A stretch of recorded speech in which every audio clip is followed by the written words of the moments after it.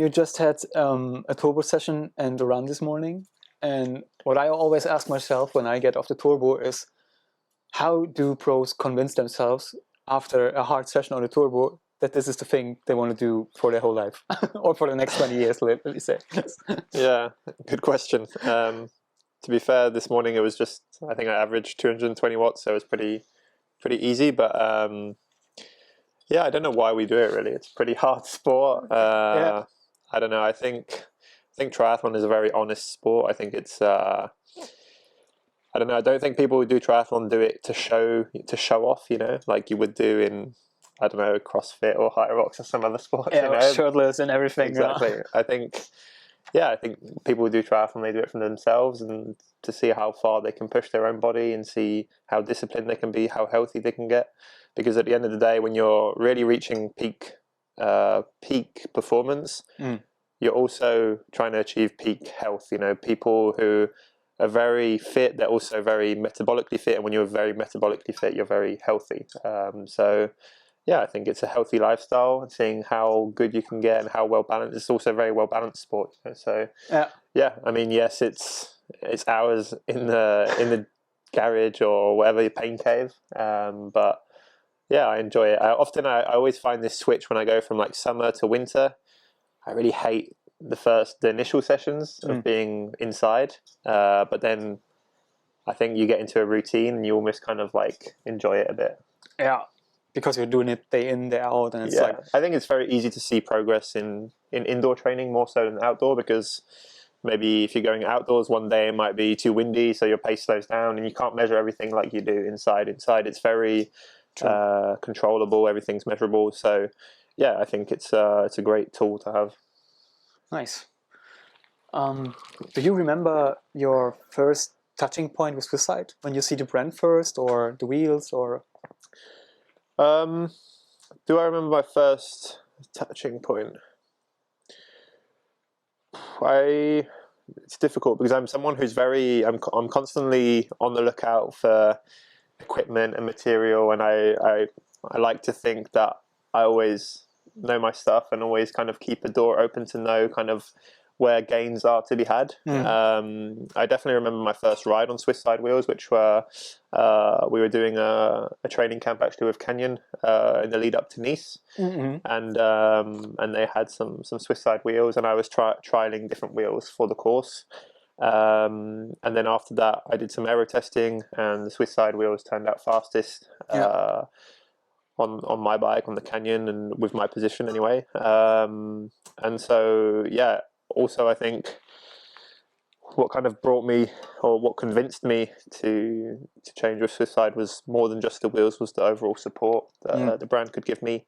I had a very good relationship with my previous wheel sponsor, so it was very, very tough, and I never thought that I would probably leave. But yeah, I mean, the wheels are faster from the testing I've done, and the support was better. So yeah, I made that decision, and I'm really excited for what's ahead. It's exciting for us to have you on the team as well. So thanks a lot for joining us. Cool. We always say in the beginning of this podcast, like, this is the podcast that makes you faster. And InSide is all about aerodynamics, of course. Would you consider yourself an aero geek, or do you leave all this aero stuff to the bike fitters and the team around? I'm definitely not an aero geek. There are a lot of people that are very geeky about it, and some of my rivals are much more than me. It's a fine balance. I think at the end of the day, as I said before, triathlon is a very honest race, and the strongest legs win the race often. But equally, you want every gain you can get. But it's difficult to juggle, because sometimes if you want to do aero testing, you have to go away for a week and do the testing and kind of sacrifice the actual training, you know. So it's always a fine balance. There's a lot of triathletes, when they come from short course and they go to long course, they think that they just need to get aero and they're going to be super fast, you know. But they're actually just missing a lot of miles in the legs. And I think you can get a long way without aero testing as well, if I'm being really honest. I mean, I broke the bike course record in Kona 3 years ago now, and I'd never done any testing, you know. So but then I did a lot of testing and came back there and went 4 or 5 minutes quicker, you know. Even faster, yeah. So there's definitely something to be had, and also there's more and more money in triathlon in the sport, and so everyone's being more professional, and you have to keep up to date, and you don't want to let any margins kind of given to your competitors. Yeah, true. In this like top-notch world-class field where you are, you don't have you are not able to leave anything on the street. Yeah, I think for Kona, for instance, aero is even more important than it would be for a course like Nice. Yeah. So this season I'll probably do slightly less aero testing than I did last season. I think, Nice is obviously hillier and the speeds are slightly lower. But then there's other things that come into play, like weight and handling of the wheels, which will be probably more important in Nice. Yeah. Talking about Nice, I heard a podcast that you recorded before Nice, before you won Nice the first time, and you said that this course maybe suits other athletes better. Yeah. Was this like playing some mind games, or? No, I genuinely believe that the course in Kona suits me better. Oh. Simply because I'm one of the heavier riders, so in Kona it's more about power to CDA instead of power to weight. And yeah, I mean, someone like Patrick, for instance, it's much more difficult to get rid of him if we're going uphill, because the guy is 15 kilos lighter than me than it is on the flat. But then on the flip side, you could argue that on the flat courses, the weaker cyclists get more benefit from the 12-meter drafting rule. And in Nice, it's kind of more of an honest ride and less drafting effect. And also the ride is longer in Nice. You spend 4.5 hours instead of 4 hours. So yeah, there are some advantages and kind of disadvantages of both courses for me. But yeah, winning Nice was of course amazing, to do it in France with my family, friends. But yeah, I think I don't think I know that my goal and my heart will always be in Kona. So that's the last thing you need to check in the box. Not the last thing in your career, because you have a lot of years in front of you. To be honest, yeah, I mean, I've devoted myself to try and win this race, and I'm very public about it. And for me, it's not about, like, if I try again, and if in 15 years I still haven't done it, I still would have been proud of myself for trying. Yeah. And I don't really care, if people see me fail 15 times in a row. I'm quite happy chasing this dream. If I make it, then great. Do you grow up watching all of these old Ironman documentaries? For me, it almost seemed like it's scripted, like wrestling or something back then, because there were so many rivalries, like Chris McCormack like acting like Hulk Hogan, and Norman Stadler being Sergeant Slaughter or something. I don't know. Do you grow up watching all of this stuff? Yeah, definitely. So my parents, we organised triathlon training camps out of this house initially, and we had a lot of people come in, and they straight away all the age groupers that were coming here, they were trying to qualify for Kona, and so it quickly became kind of my dream. And then once a year we'd sit down and watch it, and obviously in Europe it starts very late in the evening, and then a few times I found myself being the only one kind of to stay up and watch it. So there was definitely a passion there. Nice. From an early age. Yeah. And yeah, I mean, Chris McCormack, as you mentioned, I think, like, for instance, I'm not a very big reader. He's one of the only guys who I've read his book called "I'm Here to Win." Yeah. And he was a great personality in the sport, and I think although he probably hasn't got the most amazing CV in terms of what he's done for the sport, kind of behind what people can actually see, he's made triathlon much bigger than it kind of would have been without him. Yeah, true. Are there still some rivalries? Because on social media, actually, it looks like everything is pretty smooth. So everybody is concentrating on their own performance, and there are no like... Yeah.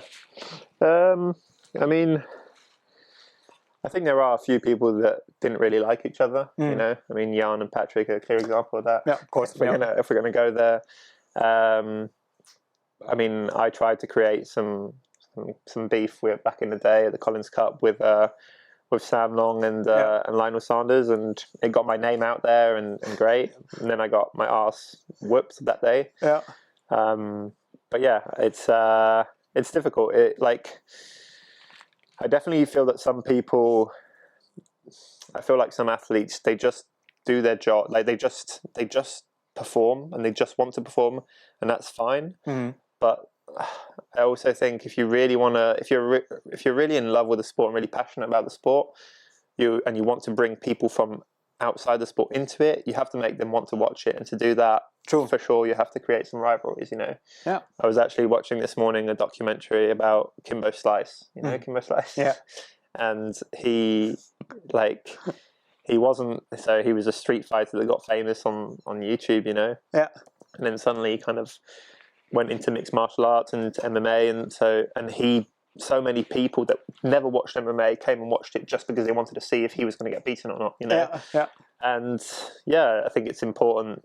It's important to do this in endurance sport. The only issue is with doing that in endurance sport is how much stress it causes, and the impact that stress can have on a performance. If I go into a ring and the guy opposite me has annoyed me for like months in the lead up to it, I'm going to beat the shit out of that guy. Yeah. But in triathlon, it's like, how much energy have you spent, like just focusing on this guy, and maybe not seen him. Yeah, often endurance performance is linked to how relaxed people are, and often I always think that a calm and a happy mind is probably like most likely going to win a race, and if you race kind of angry, that's not always great. Yeah. True. Are you a balanced guy? Like, do you let's say, you tell me. Yeah, I think so. Would I? I'm pretty chilled and relaxed with like the whole day. It's like, yeah. But is this something very important for you, like balance in your life? Yeah, definitely. I mean, I've spoken about this a few times, but I think to be good at anything in life, you need to be consistent. Like, you need consistency over long periods of time, and if you want consistency over long periods of time, you need to be happy, and to be happy, you need to be balanced. So I mean, if it's difficult, but like I could give an example would be if I wanted to win Nice, I could go and live like a monk now for 6 months and only train, and I probably would have a worse performance than if I like just had a balanced lifestyle and was healthy and happy. Yeah. And even if I did win Nice after living like a monk for 6 months, I would probably then have a massive burnout and be like out for 3 years. Yeah, true. And when I first came into long distance, I wanted it almost too much, and I was too obsessed, and I was like being really strict with how I ate and how I slept, and I was just not a nice person to be around, and I wasn't enjoying it. I felt like I felt like it was really hard. Everything was really hard, and I wanted it too much, and I was trying to show everyone that I was training loads and hard, and I just wasn't happy. I was racing frustrated, and so over time you come to realize that I'm in a very privileged spot to be able to swim, bike, and run for a living, to be in a healthy body, to have a healthy family, to have supportive sponsors, and I mean, I'm painting a great image of this professional triathlon, but there are super hard times, of course. But overall, I think compared to most sports, I think that being a professional triathlete is a really, really good sport, mostly because we're our own boss. I think in triathlon there's a good balance of being able to make enough money, but still kind of having your freedom, which in most sports where there's a lot of money, you kind of just become basically a pawn that's getting put here and here and here, like a little chess kind of set. Because let's take Formula One or cycling, for instance. The guys are on big contracts, but they don't choose for 250 days a year. They're not choosing what they're doing. They're getting put here and then here and then here. They're on training camp or racing or in a plane. And it's always a team decision. And in triathlon, we can race wherever we want, how we want. And there is more money in triathlon, as we said before, and it's kind of going away from that with the T100 series. Now they have to race 7 or 8 times a year. So it's just a logical way. But I think there was definitely a golden era where you could make a good amount of money, enough to have a good living and choose your races, and still be able to go to the groceries and like nobody take a photo of you, because if you're Lewis Hamilton or if you're Pogacar, then that's probably not the same, Yeah, true. So, and how important is family? Like, okay, the answer is easy. Like, it's like super important for every athlete, I guess. But I told you I saw the documentation, and it feels like that. In your case, it's even more special because they are like 100% behind you. Yeah. I mean, it's people know. Well, people who follow me and people who know my career know how important family are to me. Maybe what they don't see is kind of how much work goes into having kind of a fully functional family. It's like anything, there's highs and lows, and I think it's been a slow progression. You know, when I first moved back home, when I was 18, I asked my dad to coach me, but at that time it was very, like, they were supportive of what I did, but nowhere near as supportive as they are now, because we had to slowly wait until the project was viable. You know, the dream scenario would be for me to make a living and to be able to employ my dad as a coach, and et cetera, et cetera. But you don't know if that's going to work out, you know. So on the side, my dad obviously was coaching, and we were running the training camps and stuff. So yeah, it's been a slow progression. But I think with family, or doing it with my family, it makes the highs higher, because you get to share kind of a big race win, but it also makes the lows kind of harder, you know, because everyone is harmed around you.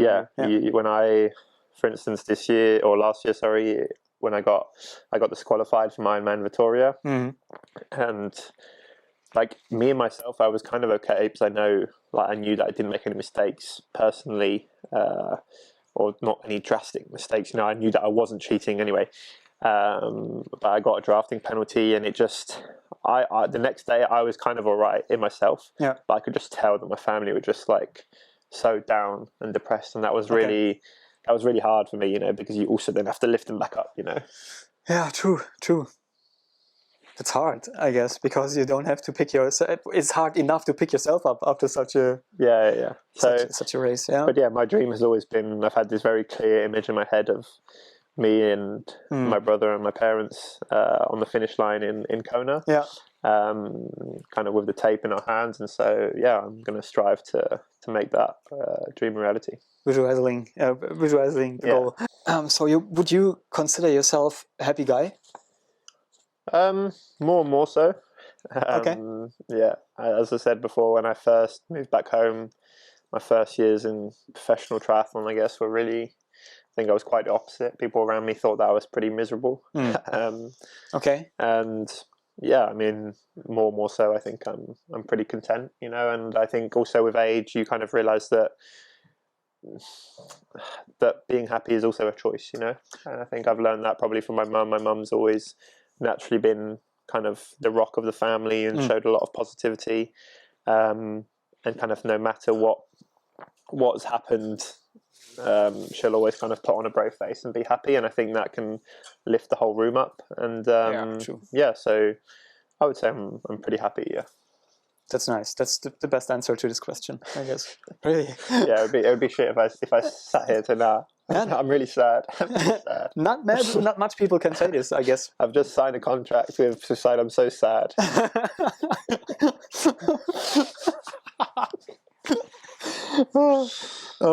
As this podcast will be, or also this video will be released after you already put it out on Instagram and social media and everything, do you concentrate more on Ironman races or on the PTO this year?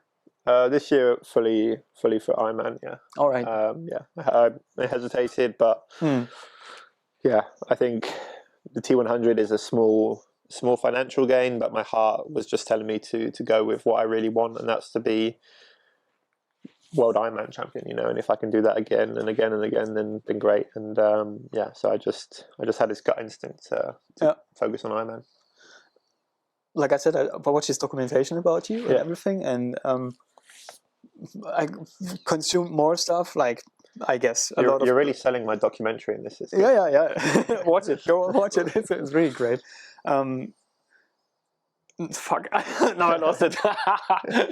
No, it seems like that you are really 100% fitted to this finish line in Kona and in Nice. So I see you as as objective as I can be in this whole thing, that you 100% fit on these finish lines. So that was my initial thought when I saw you racing T100s and everything.